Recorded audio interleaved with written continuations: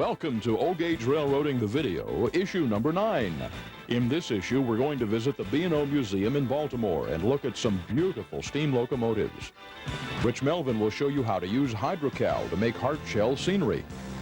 Jim Barrett is in the back shop with another repair tip on the ZW transformer. We'll visit the home of Frank Battaglia, where you'll see a modeler's worst nightmare and a remarkable OGauge layout. We'll go inside a locomotive boiler and visit the Hazlet train stop. All this and more in the fall 1995 issue of OGauge Railroading the Video. To get us rolling, here's the publisher of OGauge Railroading the Video, Myron Bigger. Hi, welcome to this issue of OGauge Railroading the Video. Today we are taping in the new offices of the Myron J. Bigger Group, Inc., Buildings Unlimited, and OGauge Railroading.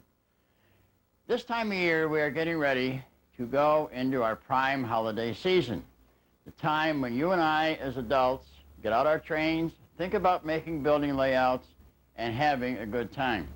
But there's a very important part of our segment which we all recognize, and that is the children. There is an amazing number of young folks that watch our video, and we at OGauge Railroading the Video would like to see how they look, how they play with their trains, and how they will be welcoming their new trains at Christmas. Therefore, OGauge Railroading the Video is going to have a special video event. Get out your camcorders on Christmas Day and let's see how your kids open their presents, assemble their trains, and the excitement of them playing with them the way they normally do. Now, here's the details on where to send your videos. Send your videos to OGR Christmas Trains, Box 239, 65 South Broad Street, Nazareth, Pennsylvania, zip code 18064. If you want your video returned, please include $5 for shipping and handling. VHS or Super VHS tapes only, please.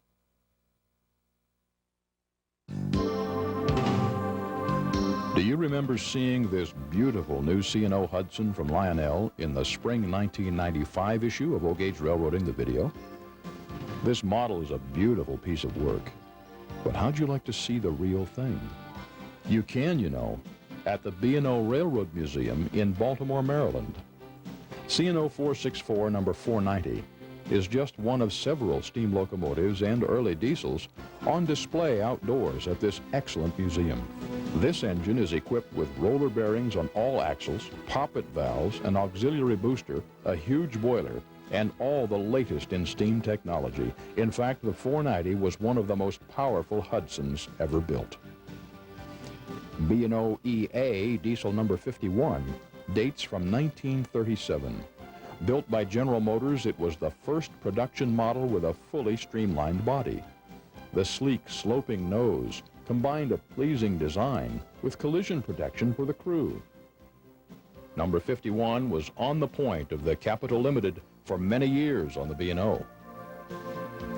Before the diesels came on the scene, the B&O relied on their famous President class of steam locomotives to handle their crack passenger trains between New York and Washington.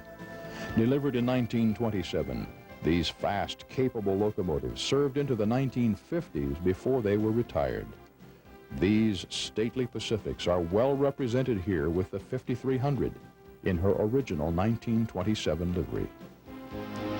Even though this is a B&O museum, there are many locomotives on display here from other railroads in the front and back yards.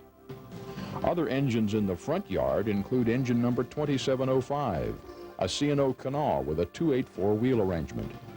Steam's finest hour was one writer's opinion of these superb late steam era locomotives. They could be found on coal drags, merchandisers, and mainline passenger trains. Called Berkshires elsewhere, these engines were called Canals on the C&O, named for the river that winds through their territory. But to their crews, they were known simply as Big Mikes, and were ever-present workhorses in the last days of steam on the C&O Railroad. American Freedom Train number 1, one of the most famous engines in America, is also on display here. She's actually former Reading 484 number 2101, and was also used on the Chessie Steam Specials of 1978 and 79. Out in the backyard are several other notable locomotives.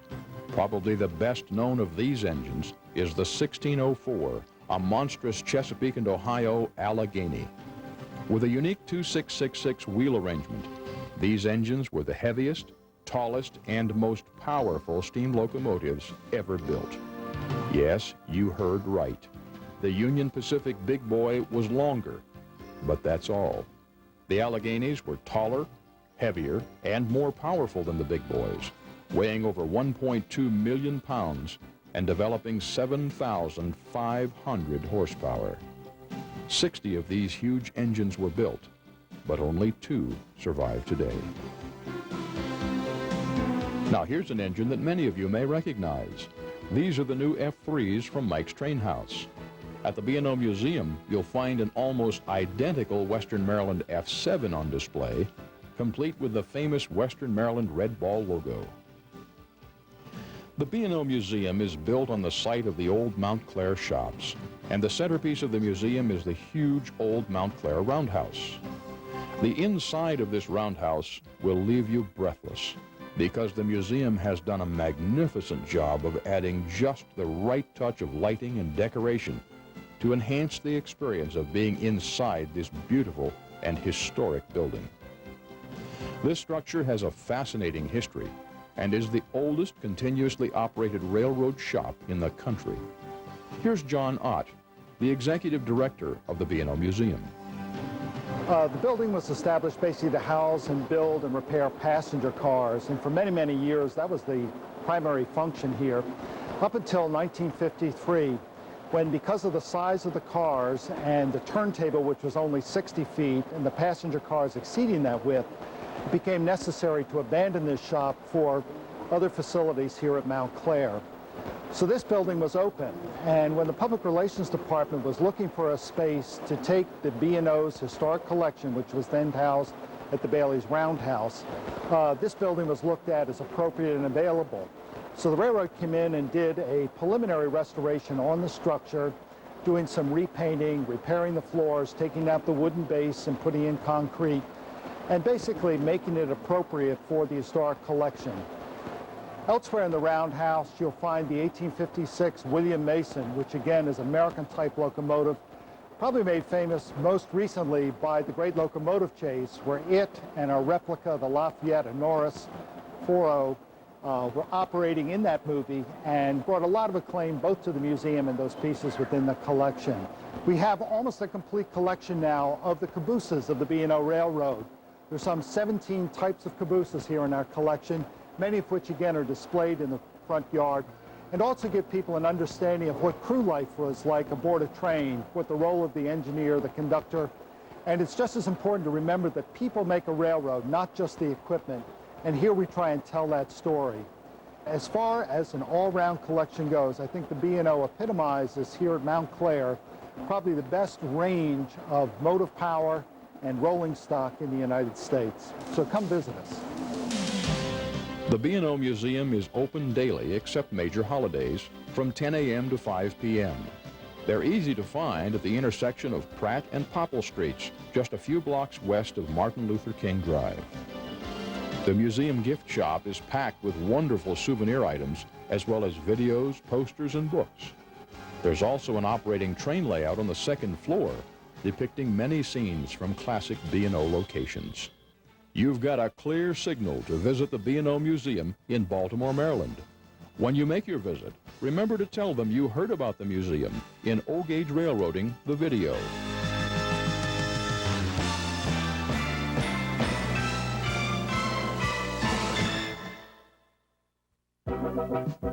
Tin plate track is easy to install and works well, but it just doesn't look very realistic with today's scale 3-rail locomotives. If you're building a scale 3-rail layout, why not choose the most realistic track available, Gargrave's Phantom line of flexible 3-rail track and switches. And now, Gargraves is pleased to introduce a brand new track line made especially for outdoor use. This new track is still flexible and realistic, but it has ultraviolet light enhanced plastic ties that won't rot, and stainless steel rail and nickel-silver track pins that won't rust. Now, 3-rail OGauge fans can get into the exciting world of outdoor layouts too. If you have larger size trains, our new outdoor track is also available in number 1 gauge. Call or write today for a complete catalog of Gargraves track, switches, and accessories, and the name of your nearest Gargraves dealer.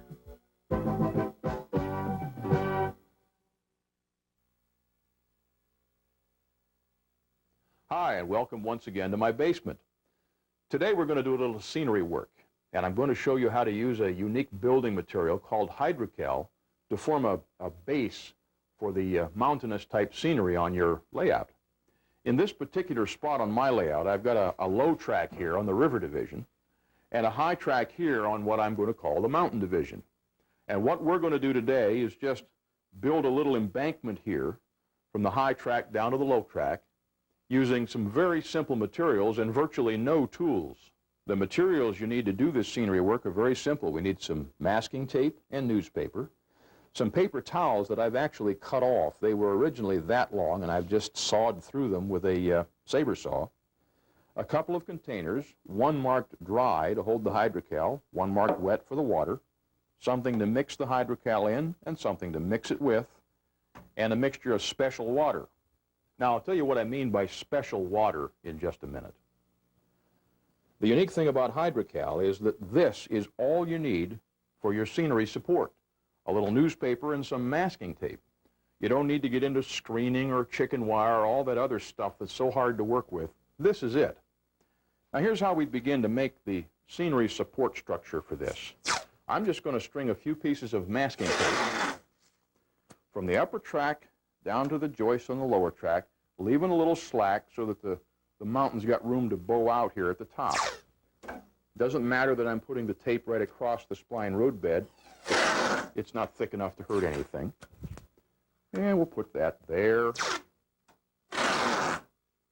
We'll bring this one down and maybe we'll put it underneath the roadbed so we can attach it here. And again, leaving enough slack so that the mountain can bulge out a little bit. And maybe one more right here. That might be a little too much slack, and if you get too much slack, you just pull it down until it looks like it's about right. That'll work. Okay. Now all we got to do is crumple some newspaper and stick it up underneath that. The paper will stick to the tape, and that will form our scenery support. Here we go. I think I'll unfold it first. And just stick it up underneath there and press the tape on it. It looks kind of silly to start with, but believe me, this is all you have to do. And in actual fact, the nice thing about this approach is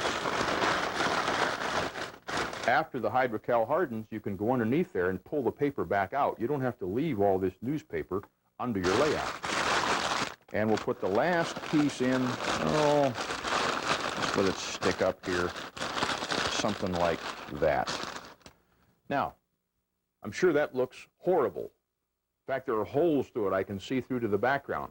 But you don't have to cover the whole area. As you'll see when we start laying the Hydrocal on here, it's going to fill this area in. We're going to end up with a nice little ravine coming down here because that's just the way the paper happened to fall. The more haphazard you are about it, the better it's going to look. This is Hydrocal. Looks just like plaster. It's a very fine white powder, but it's not plaster. It's actually a form of gypsum cement. And that's what makes Hydrocal so unique. Because it is a cement and not a plaster, it's very, very strong. It actually dries when it cures to a form of alabaster rock. Now, I mentioned before about special water. Well, there's nothing really special about this other than it's got a little vinegar in it. The reason you might need to use vinegar is because Hydrocal sets up pretty fast, especially if you have hard water. If you live in an area that has naturally soft water, you may not need to use any vinegar. The vinegar serves as a retarder to slow down the chemical reaction and give you enough time to work with the Hydrocal before it begins to set up. There really isn't any way for me to tell you how much vinegar you need in the water. In my case, we have fairly hard water where I happen to live, and I have found that about 3 ounces of plain distilled white vinegar to a gallon of water slows down the reaction just about right to the point where I've got about 10 or 15 minutes to work with the Hydrocal before it starts to turn buttery. The mixing ratio for Hydrocal is 2 to 1, 2 parts Hydrocal to 1 part water. And what I've found makes an easy-to-use batch is 2 cups of Hydrocal and 1 cup of water. Now, when you mix the Hydrocal, you mix the water, you put the water in first. And I'm just going to dump the 1 cup of water treated with the vinegar into the container. Then you carefully sift in the powder. And you might think at first that, gee, 2 cups of powder to 1 cup of water, that'll never work, but believe me, it will. This stuff soaks up the water because of its chemical nature. You can see through the side of the tub there that this stuff is just soaking the water up to beat the band. Once you get it all in, some of it's not going to be down in the water, so just use your spatula to move it around, let the water flow into the various places. It'll start getting a buttery consistency. What we're looking for is kind of a thick, soupy consistency. And you do have to stir it a little bit, and I find that sometimes just mashing it down like this helps. And you have to be sure that all of the Hydrocal is thoroughly dissolved in the water. Okay, I've shortened the time a little bit here on the video. This actually took me maybe a minute and a half, 2 minutes to get thoroughly mixed to where I've got a kind of a soupy mixture. Now, here's where the fun starts. We're going to take the paper towels and the mixture of plaster, and we're just going to dip the towel in the plaster. If the consistency is right, it will soak right into the towel very quickly and will not lay on the side or fail to soak in. You'll be able to see it soak into the towel, and the towel will come out like this, completely covered, but you don't see the grain of the paper in there. And I'm just going to lay that up there like that. You can see how right here we've already got a little point taking place, a little point shaping up in the rock. And again, just haphazard, throw it on there. Don't worry about little spots that may show through. We take care of those later. This is just to get a general shape for the mountain, for the scenery. We'll lay one up here. And it looks like we're going to have our normal setup time of about, 10 minutes before it gets to the point where you can't work with it anymore. As you're working with it with the towels, it will be this kind of a thick, soupy liquid. When it gets to the point where it is about ready to start setting up, it's going to turn buttery. And it's just about ready to do that. And I've got a towel here, as you can see, that wasn't anywhere nearly completely covered. So just take some stuff out of the pan and spread it over the towel, covering it up. And at the same time, you're adding thickness to the mixture, which ultimately adds strength. Now, I want to show you a couple of nice things that are happening here. And they're just happening by accident. I mean, we haven't planned this. And that's the nice thing about doing scenery, is that these things typically do happen just by accident. And that is that we've got a nice gorge that has developed here that I kind of thought would happen just by the way the newspapers went in. And I'm just now filling in some of the spaces up at the top that didn't get fully covered with the plaster when we first put it down. All I need to take care of this little spot where the weight of the plaster compressed the paper underneath is a couple more pieces of newspaper. And all I'm going to do is just kind of stuff them in from the backside to provide some additional support for the next layer of towels, and they'll just lay right on there and give us a nice little embankment right down to the existing track. And we'll just lay some towels in there, and I'm going to rub it along the edge of the wood. Now, I happen to have spline road bed, but it doesn't matter. If you've got cookie cutter road bed, whatever it is, this stuff will bond to the wood just like it was Elmer's glue. In fact, even stronger, I think. And that's what actually ends up supporting this thing against the weight of the plaster, the way it bonds to the wood, at least until it dries, of course. Then it will support itself. For the high peaks in the mountains that you might be building, all you need to do to support the initial structure is to put in a 1x1 or 1x2, any piece of scrap lumber, stick it up in the air and attach the masking tape to it, put the newspaper underneath it, just as we've done here on this low section. One more thing, this can be pretty messy work. You really need to have a drop cloth, a plastic drop cloth on the floor underneath your work area to catch any of the hydrocal that might drip through onto the floor.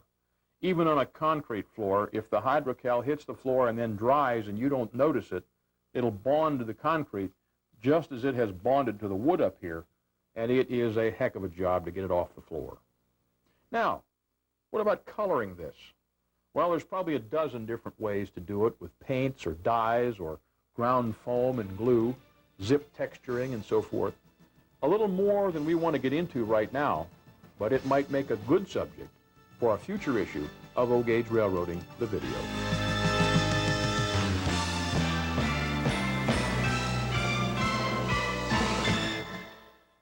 One of the favorite pastimes of every toy train enthusiast is visiting a hobby shop and stopping up on the latest trains. The Hazlet train stop in Hazlet, New Jersey is just such a store.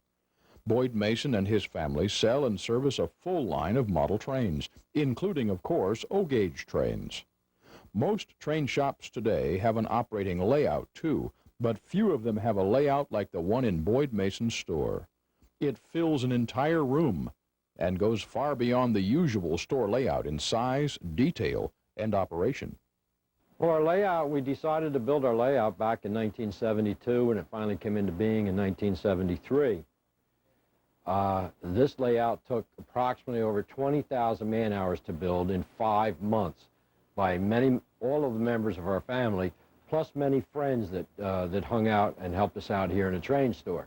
The layout size is 25 by 28. There's 5 trains running on the bottom level, then there's a double figure 8, and then there's 2 lines running around through the mountain. So it's a total of 7 circles, 7 complete circles.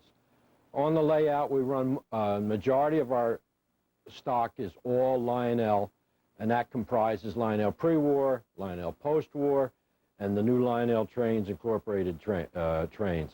All of it runs approximately 8 hours a day. They come in weekly for maintenance, or if we have a problem, we come in, we get the unit and bring it in right away and fix it. The oil field is pretty much what you would see if you were going from here on the train, we'll say, into Newark.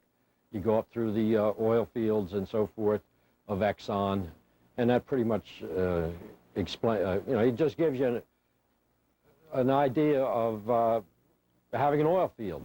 And then you have a service facility up where the engine house is, and you have your sand towers, and you have your oil facility for filling the engines. The Camelback on the turntable is one of my favorite engines. As a young boy going to school from Matawan, I used to commute from Matawan to New York, and I either rode on the Central Railroad of New Jersey, which was the Camelback, or I rode on the Pennsylvania, which was the K4, and then ultimately the GG1 to go into Penn Station.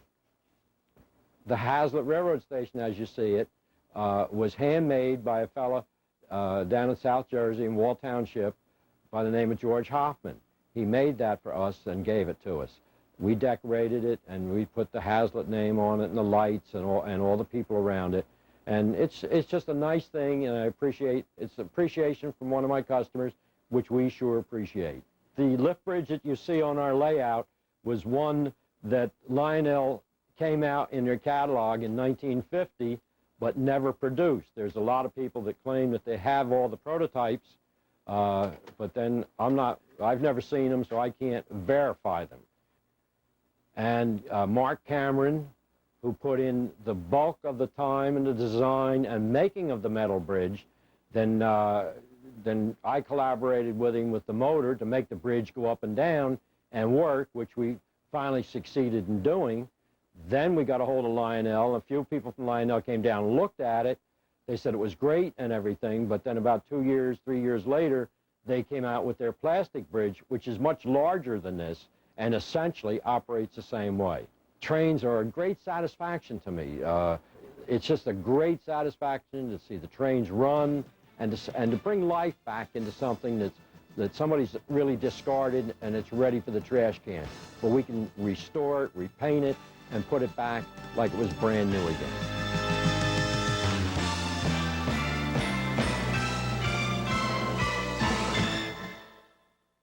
One difficult and frustrating part of building a train layout is wiring switch machines and adjusting them to throw accurately.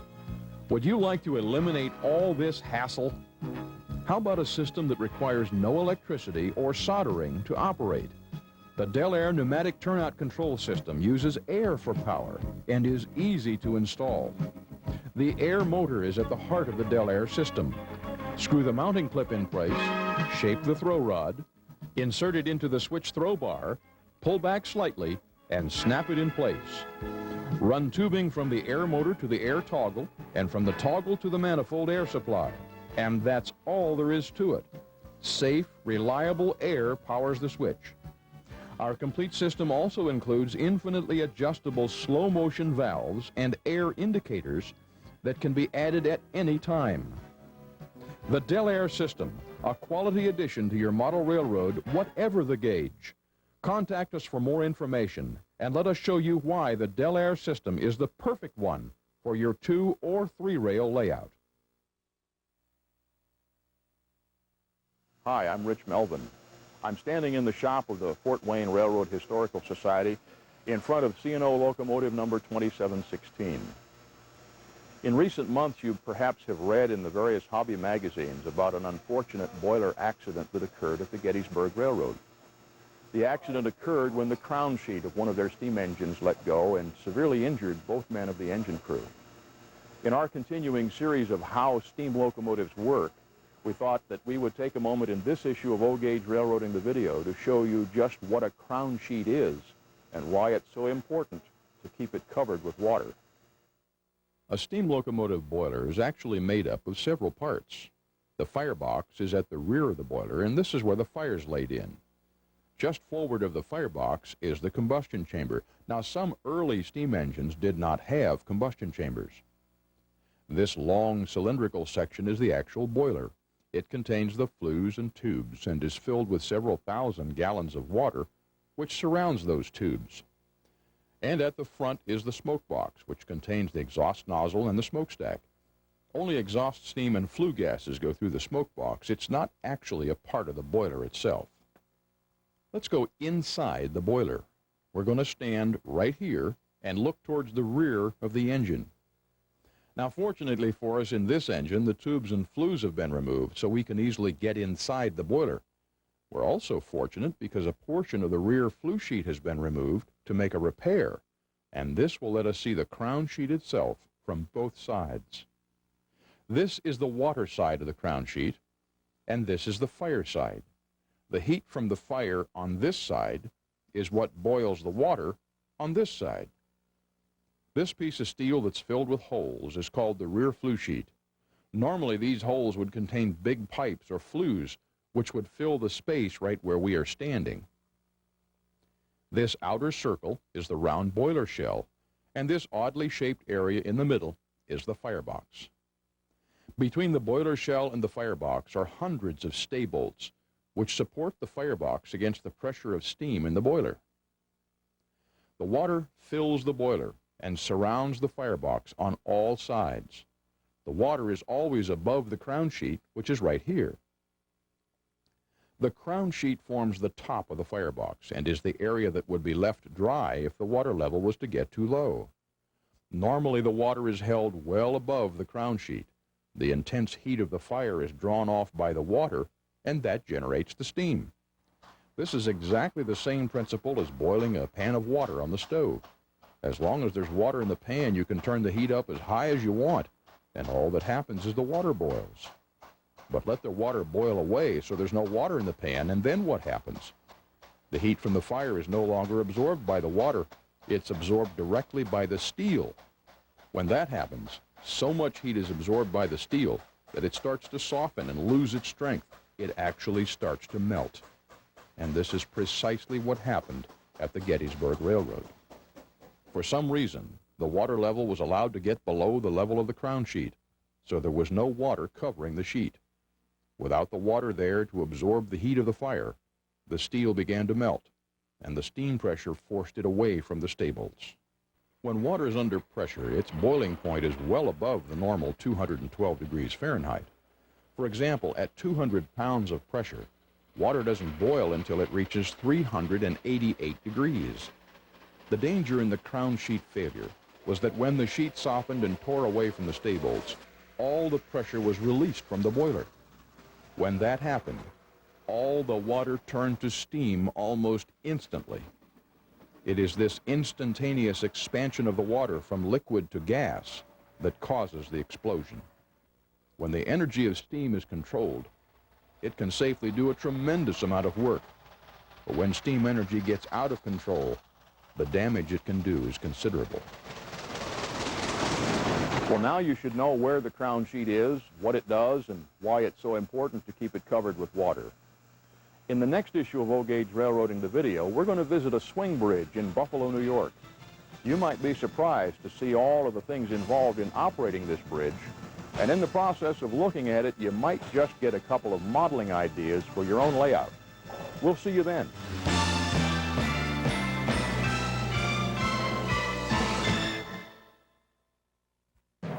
Back issues of OGauge Railroading the Video are always available.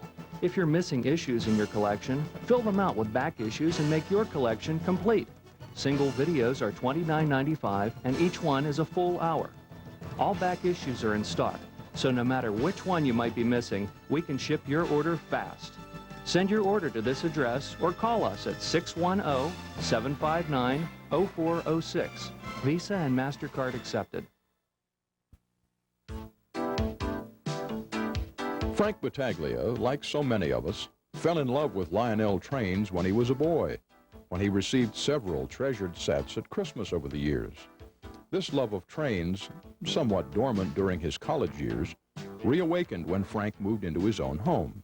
I just happened to have two very good friends, a man by the name of Bob Rozecki and another gentleman by the name of Al Stewart, who knew of my dream of wanting to build a layout, but they knew that I was not very mechanically or technically inclined. And so they said, just feed us and we'll build you a layout.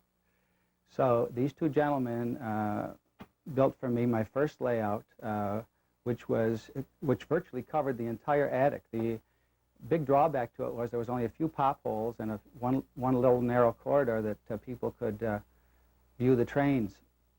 The advantage was that I was able to have a tremendous number of buildings and equipment on this, my first layout. And it was mostly all original plastic fill, all original post-war Lionel. It was a true 50s layout, and everybody seemed to love it for that aspect of it.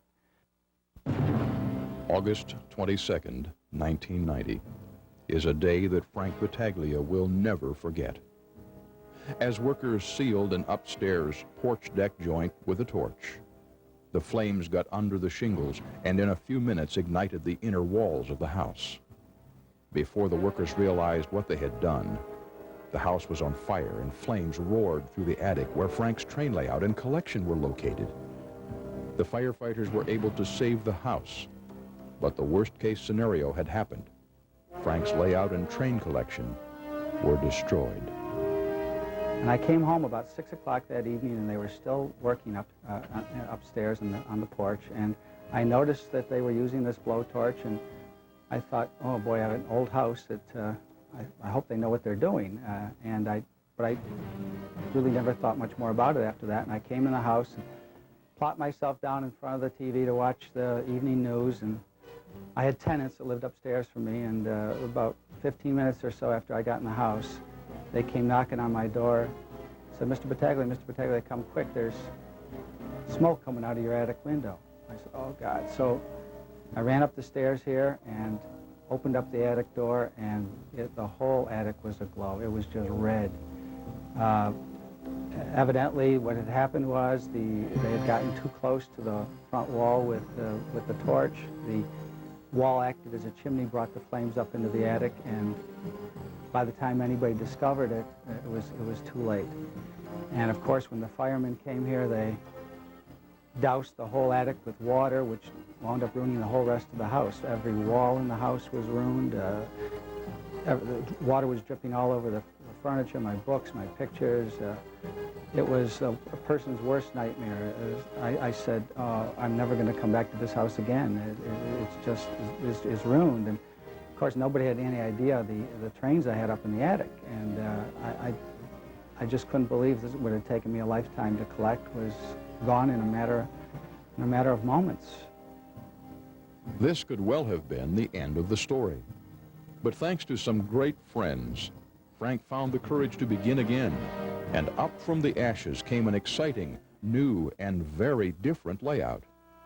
I'm just very fortunate, though, that over all these years I've always had wonderful, wonderful friends that have been willing to step in and help me. And one of those fantastic friends is a gentleman from Canada by the name of John Vincent. 2 days after the fire, John called me, the residence inn, and said, Frank, what can I do to come down? And he says, I'm coming down. I'm going to help you. And he came down here from over 100 miles away, and he pitched right in and said, come on, we're going to go up in the attic and see possibly if we can save anything. I said, John, I don't even want to go up there. The smell is just awful, and everything is just ruined. I'll have to come down and give Frank a hand to see what we could salvage out of the whole operation.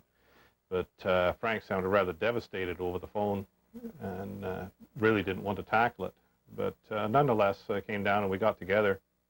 And in the hot, steamy weather of August, in a smelly, burnt-out attic, we managed to crawl through for several days, salvaging out various items of his rolling stock, some of which survived the fire and is presently on the new layout.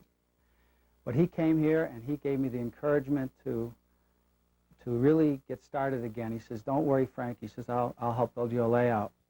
Over the next week or two, in the course of our discussions, he said yes, he wanted to rebuild, and I offered to help him as much as I could to put a new layout together.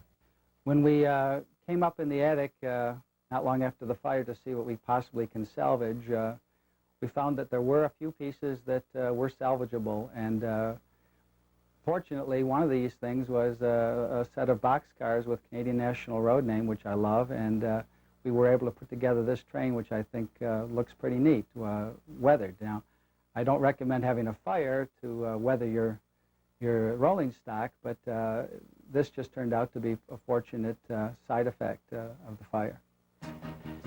Now that we were going to build a new layout, starting basically from scratch, there were some changes I had always wanted to make, and now I thought we'd be able to make them. I wanted this layout designed so you could walk down the center of it, so that you can have fantastic sight lines no matter where you are. And as you get older, of course, it gets a lot tougher to crawl under a table and pop up through a pothole. So this layout is viewer-friendly. It can accommodate a lot more people. The problem with it is we lost a lot of space in doing this, so I don't have nearly as many buildings on this layout as I did on the other one. Also, since most of my plastic fill, original plastic fill, and was destroyed in the fire, I decided rather than concentrating on that 50s look with plastic fill, I wanted this to be a scale layout. And so all of my buildings are custom made by about 5 different gentlemen, and I was striving for realism in this layout. So it's really a scale layout using a lot of tin plate engines and of course, tin plate track. As part of the design effort for the layout, I also had to put in my mind just how the layout would operate once the track diagram was agreed on. Based on the fact that there were industrial and yard operations, I looked at one separate control for each of those yards. The layout was blocked to provide a flexibility of operation whereby you could have 2 trains on the same track if necessary, or with 2 main lines operating, you could run both of them at the same time. You could hold a train in one place and let another one pass it, and so forth. It also allowed limited connection for the yard operation to come out on the main line for switching operations. One of my favorite trains is this 4-unit lash-up of engines manufactured by Red Caboose. I found that 1 or 2 of these engines does not have the pulling power to pull a long train up the grade that I have on this layout. But I found that when I put 4 of them together, they're powerful enough to pull a nice long train, and they go at a steady speed. I don't have to raise the power on the transformer, and they have a beautiful look coming out of that tunnel that I just really enjoy watching. 2 of my favorite buildings on my old layout were 2 buildings that Fred Dole built for me. He had come over in 1988 originally to photograph the original layout, and he showed me some pictures of his layout, and these 2 buildings were on it that I just went crazy over, and told him how much I admired, and he said, well, he built them himself. And I said, well, would you be willing to build them for me? So he said yes, and when he delivered them, they were really the centerpiece of my old layout. And I was heartbroken when they were destroyed. So after the fire, I approached Fred and said, Fred, would you make those buildings for me again? When I went to pick the buildings up at York, he delivered them in his van. He brings me into his van, and I see the building, but one building looked a little bit different, the CP warehouse. It was remarkably clean. Fred usually weathers his buildings. And he said he did this for a reason. He said the first building on the layout was weathered. He says, but now this is a reconstruction of that building, so he built it new, just as if it had been built in the real world as a new building. One of the problems on the layout, being up in the attic, was there was a huge chimney that went right up through into the ceiling. And I just thought it was something I'd have to deal with until one of John's friends, a man by the name of Alan Fennell, came out with this novel idea of encasing the chimney to make it look like a huge building. So he came out with the novel idea of getting some design preservation modules, putting them together, and creating this building which serves to hide the chimney and makes an attractive addition to the layout as well. Since I love having scratch-built buildings on the layout, I happened to see an ad in OGauge Railroading, the magazine, of a building by Structure Works, Frank Barrellaro's company, that appealed to me, and I was able to find a space for it on the layout. There's no other room on this layout for another building, but I was able to make this space available, and I love this new building. We've used the tortoise switch machines, which, along with the slow action, have the extra contacts necessary to operate trackside signals and panel indication. And this adds quite a degree of animation when you have a signal gantry, red and green signals, connected in with the track switches, and the signals change to correspond to the track switch position.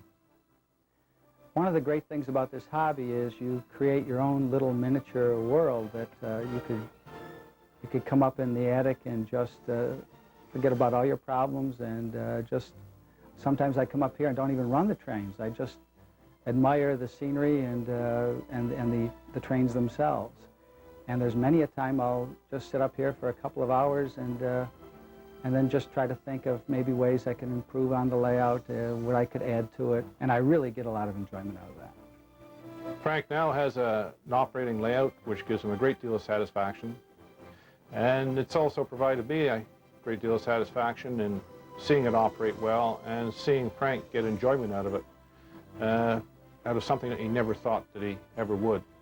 To see the look on Frank's face now that he has a fully running and reliable layout is tremendous. Comes up with a gleam in his eye, and it's just like Christmas time all over again.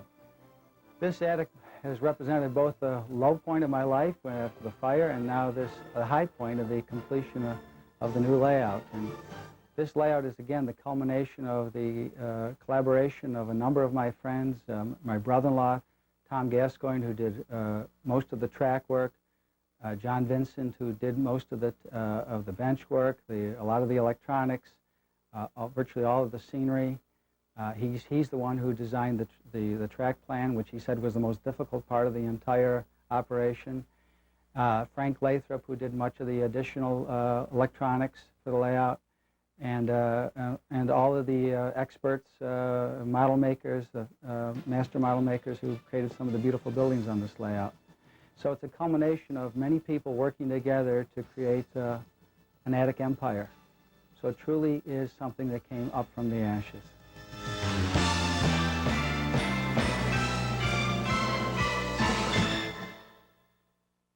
Not all toy trains are collector's items when found. Some are in pretty poor condition and virtually worthless. Restoring these old trains to like-new condition is an exciting adventure. Not only do they look like new, their value increases dramatically. A good restoration depends on a top-quality paint job for success. Charles Wood of Classic Model Trains has been producing high-quality model train enamel for 25 years. His paints are carefully mixed and provide near-perfect matches for over 140 colors from the pre-war and post-war periods. All colors are available in easy-to-use spray cans or in quarter-pint cans for spray equipment. For the best possible restoration job, you need to use high-quality enamel, and the best model train enamel comes from Classic Model Trains. Contact us today. We'll be happy to send you our complete list of colors and prices and help you create perfect restorations of your favorite trains.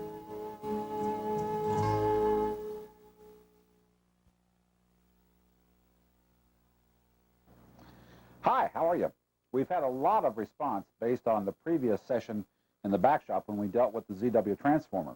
There's two other very common problems that we need to take a look at, so we're going to go back inside the ZW to show you how to repair these. The first is fairly minor, and it involves the terminal posts on the ZW. When you buy a ZW, the first thing you want to do is check all of these terminal posts to make sure that they're tightly bound to the case and to the power strip behind them. Uh-oh, there's a loose one. See that? See how much movement there is there? Well, let's take the case off, and I think we'll be able to see right away what the problem is. I'm going to rotate this over so that you can see how these are mounted inside. Oh yeah, this one's loose, and you see when you turn the nut, the whole stud turns. Okay. What we need to do is get a flat chisel and a hammer and very carefully remove the little peening that's on the back of these binding posts. They go through the case and they're peened on back behind the power strip. So we'll just go in the top and just, there was very little left on that one. And remove the defective binding posts, like that. This is what a new replacement binding post look like. You can obtain these from train parts dealers. When you remove the nut, notice that when you do, the binding post has a knurled side and the smooth side. You want to be sure to put this knurled side with this rough surface right into the transformer like this. Save yourself a lot of grief and consternation. Get a pair of tweezers or long-nosed pliers and hold the nut like this so that you can get it started on the back without it falling down in behind the case. You ought to be able to turn the post and have the nut start on the threads. Yeah, there it goes. Okay. And before we go any farther, let's put the knurled nut back on the post here, because we're going to grip this with a pair of pliers in a moment to keep it from turning while we tighten the nut. We don't want to mess up the threads. Okay, now let's get a small ignition wrench in here. Get it on tight with the wrench. And just to make sure, we'll hold on to the knurled nut with a pair of pliers. Get it good and tight. Yeah, it's in good and tight. And you can see how it looks like on the inside now. And as you can see, that isn't the first post that's been replaced on this transformer. The one right beside it had been replaced before, so that's actually two posts that have been replaced now. There. Now, we can replace any row across the common strip on the transformer like we just showed you. However, if you find that your transformer has a broken stud on the bottom, then you need to refer to the Spring 95 issue of the Back Shop in OGauge Railroading the Video. In that issue, when we replaced the rollers, we showed you how to remove the core and hold the rollers back safely so that you'll have plenty of room also to get to these posts. The next thing we're going to do today is take a look at this selenium rectifier. You see this little bimetallic disc right here? Well, this converts a little bit of AC current to DC, which allows the whistle to blow in the tender. Over a period of years, this rectifier can go bad, and it causes the whistle to either not work at all in the tender or behave erratically. We're going to replace this selenium rectifier with a silicon diode. The diode is a much more rugged device that converts this AC to DC, and it will last the life of the transformer. This is what a diode looks like. The smaller one is a 15-amp diode shown here, and the large one is, about a 40-amp diode. When you put a diode in a ZW transformer, you want to put the larger one in, because the small one doesn't leave you enough margin for error. If you have a short that causes the circuit breaker to trip in a ZW, the circuit breaker takes about 15 amps. You want that breaker to trip before the diode does. If you use the small diode, you could blow the diode before the circuit breaker trips. With a 40-amp diode, you are sure that the circuit breaker will trip before the diode does. You can obtain these diodes from electrical distribution or supply houses. What you're looking for is a 40-amp, 400-volt anode-to-case diode. The national semiconductor number is NTE 5991, but that number will cross-reference to scores of other manufacturers of diodes, so you don't need specifically that national semiconductor model. This 15-amp diode was one that we found at a train parts supplier. This we found with a little test here in the shop to be the wrong diode. This is a cathode-to-case diode, and that means that it will put out a signal which will not be correct for the modern Lionel and QSI electronic sound systems. So be sure when you go for a diode that you specify an anode-to-case or common anode diode. We're going to go in and take this selenium rectifier out of the transformer. In order to do that, we need to unsolder two wires, one over here and one up here on the bulb stanchion. Okay, let's get to this wire first. We'll unsolder it. This is right up on the bulb stanchion. Okay. Then we'll turn it around. We'll get this wire right here on this brass solder lug. There we go. Now, we've got the wires unsoldered. We're going to go into these two mount screws that are at the base of this light bulb stanchion and remove those screws. Now, this is not for the faint of heart, because once you have done this, this whole stanchion will lift up. And I don't want you to panic if you see a few parts dangling loose. We'll cover that in a moment. There's the first screw, and we'll go back and get the one at the back.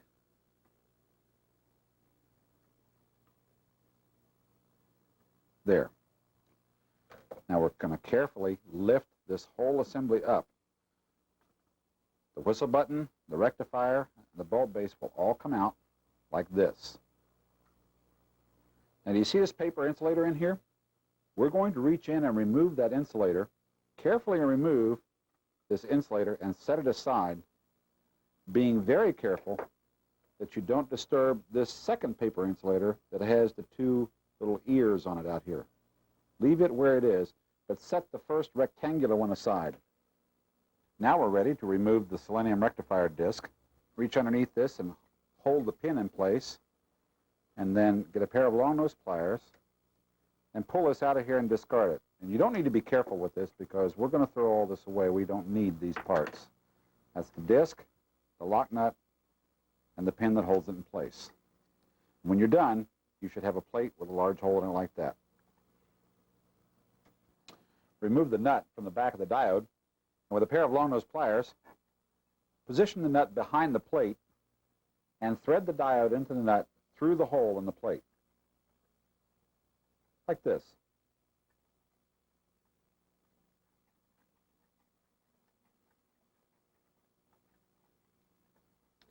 And once you get it finger tight, you need a couple of inches. In this case, it's 11/16 and 7/16, and tighten the diode onto the bracket. That's what it should look like. This would also be a good time to clean the contact points on the whistle switch. If you have some tuner cleaner, you can spray the tuner cleaner on there, and that would do a good job. If not, some rubbing alcohol and a Q-tip will work just as well. You find the contact points located right behind the black plastic of the whistle switch. There they are. You can see how much dirt is on those points. Now that should work a lot better. Okay, well now we're ready to put our light bulb stanchion and bracket back in place, but before we do, we want to go inside here. Let's lift this up and take a look and make sure that this paper insulator is in the proper place. Oh, now see, in our handling, we've dislodged this a little bit, and if it looks like this, you want to put these tabs back down and position it directly over that copper solder lug. Once you've done that, then you need to put the second insulator in place. Remember this piece of paper with the 4 holes in it? Position it so that the 4 holes on the paper are closest to the core of the transformer, and also so that this plastic tip comes to the hole as well as this one right here. There, now that looks good. Should look like that when you've done it correctly. Now we're ready to carefully position this bracket back over the top. And I'm saying carefully because you want to be sure not to dislodge the paper that you just put in place. Now, you're going to encounter some interference with the wires because you've bent them around a little bit, but when you position this back in, you should see that same plastic tip come up through. If you see that, that means that the insulator papers are in their proper place and you're ready to put the screws in. Locate a screw down to the hole and start tightening it in place.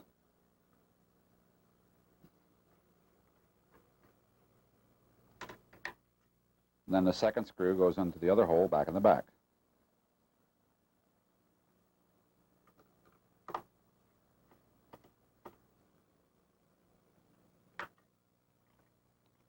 There, now we're ready to solder the wires back in place. Now first, let's tin the diode just a little bit before we can solder the wire back in place.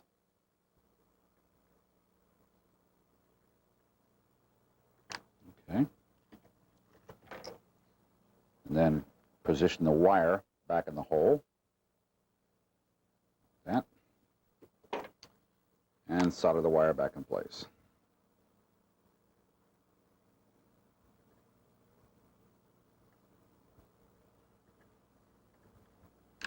There, that completes that one.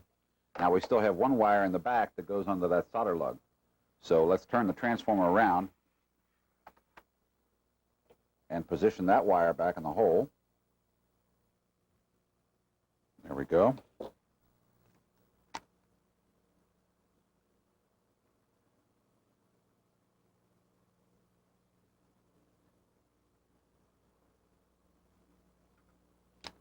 There. And the last thing we need to do is reposition the wires so that we can get the case back on properly. There, that looks pretty good.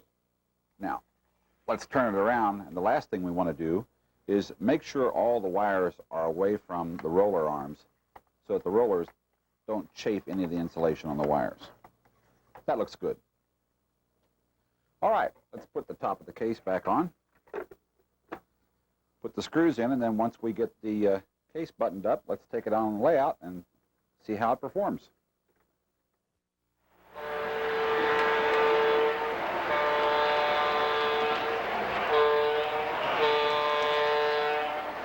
Boy, that new diode sure makes an improvement in that whistle. And that'll wrap up this session in the back shop, so we'll see you in the next issue of OGauge Railroading, the video. And that's it for this issue of OGauge Railroading, the video. Don't forget, my friends, it's almost Christmas time.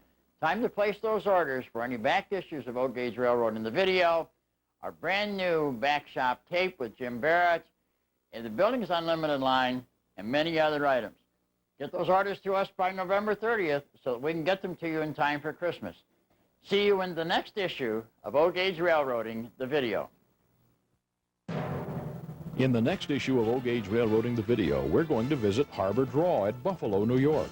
This swing bridge spans the Erie Canal, and we'll show you how it works in terrific detail. We'll visit the ON3 layout of Dave Birmingham and follow a crew from one end of the road to the other on this beautifully detailed model railroad. Jim Barrett will be in the back shop, plus lots more in the winter 1996 issue of OGauge Railroading, the video.